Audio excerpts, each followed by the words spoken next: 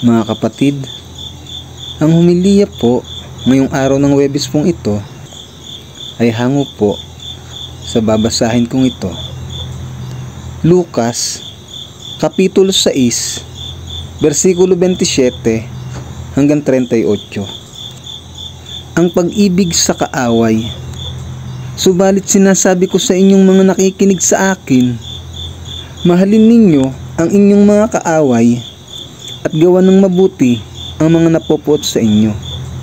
Pagpalain ninyo ang sumusumpa sa inyo at ipanalangin ang mga nang-aapi sa inyo.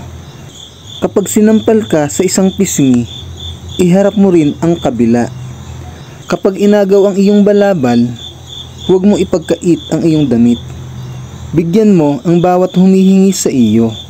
At kung may kumuha ng iyong ari-arian, huwag mo nang bawiin pa ang mga iyon.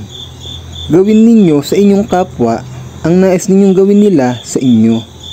Kung ang nagmamahal lamang sa inyo ang inyong mamahalin, ano pang gantimpala ang inyong hihintayin? Ang mga makasalanan man ay marunong ding magmahal sa mga nagmamahal sa kanila. Kung ang mga nagmamabuti lamang sa inyo ang inyong gagawa ng mabuti, ano pang gantimpala ang inyong hihintayin? Kahit ang masasamang tao ay gumagawa rin niyan.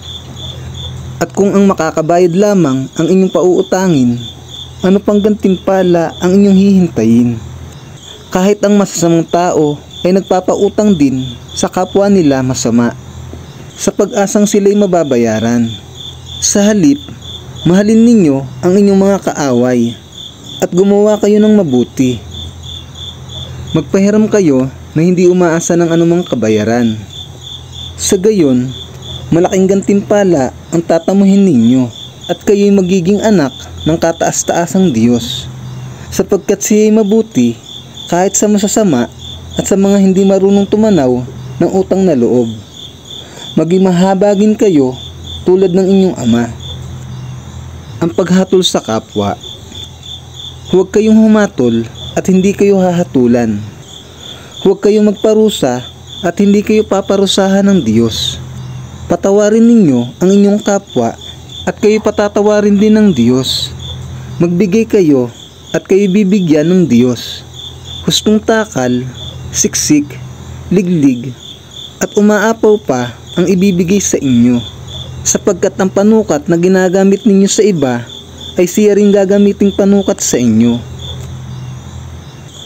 Ang mabuting balita ng Panginoon. Pinupuri ka namin, Panginoong Hesukristo.